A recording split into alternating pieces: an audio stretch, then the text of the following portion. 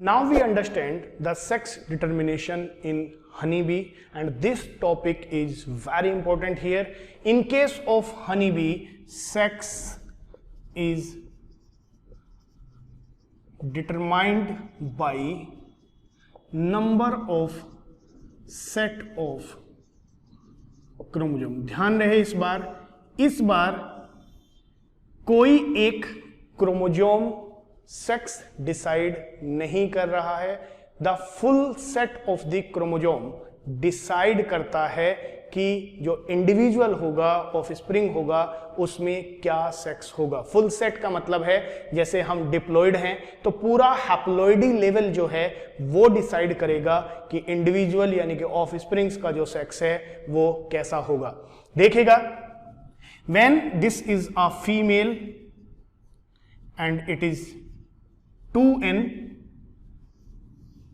and here it is a male which is n. ध्यान रहे यहां पर कि जो मेल होते हैं वो हमेशा हैप्लॉइड होते हैं और जो फीमेल होती हैं वो हमेशा डिप्लॉइड होती हैं. तो यहां पर क्या होगा, here will be meiosis. एक पॉइंट यहां पर इंपॉर्टेंट है. जो फीम यहां से क्या होगा, मियोसिस होगी. मियोसिस होने के बाद हमें पता है कि जो क्रोमोसोम्स नंबर हैं वो रिड्यूस कर जाते हैं, रिडक्शनल डिवीजन होता है मियोसिस, और जो गैमीट हैं उसमें n और n टाइप के यानी कि हैप्लॉइड गैमीट्स बन जाते हैं.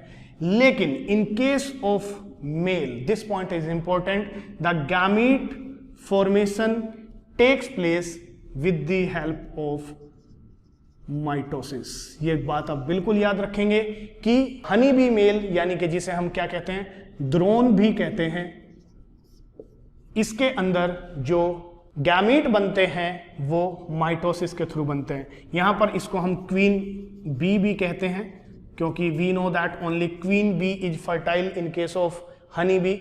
सो जिस टाइम पर ये गैमीट और ये गैमीट फ्यूज होते हैं, सो ये बन जाता है 2n. और जैसा कि हमने अभी आपको बताया कि जो मेल होते हैं वो हमेशा हैप्लॉइड होते हैं और जो फीमेल होती हैं वो हमेशा डिप्लॉइड होती हैं. तो जिस टाइम पर ये जाइगोट फॉर्मेशन हुआ तो यहां पर इसका सेक्स डिटरमाइन हो जाता है क्योंकि यहां पर जो जाइगोट है वो 2n है. तो ये जो होगा यहां पर क्या होगा, ये फीमेल होगा. ये जो सिंगल गैमीट है, this single gamete form the drone और male honey bee, and we know that this process is known as parthenogenesis.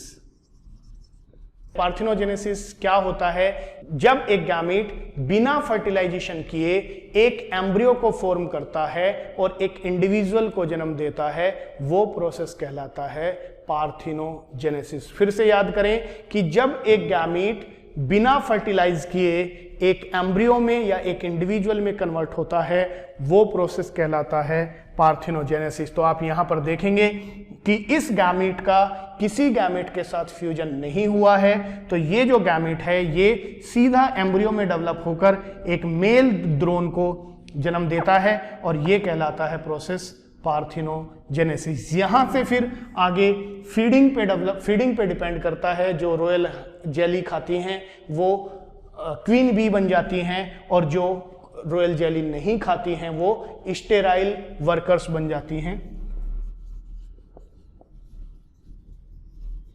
और ये बन जाएंगी क्वीन. और it is depend on the feeding. Right, यहां से आपको एक चीज याद रखनी है कि अगर आप देखें तो ये जो ड्रोन बना है, इस ड्रोन का कोई भी फादर नहीं है. ये बात बहुत इंपॉर्टेंट है कि in case of honey bee male there is no father and no son. They have the grandfather and grand son.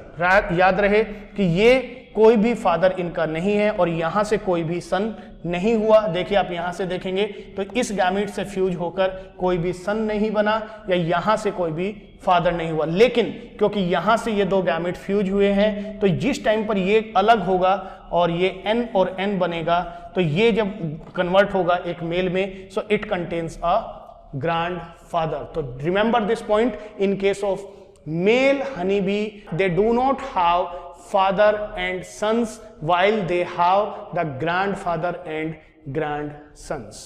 Now we understand another type of sex determination.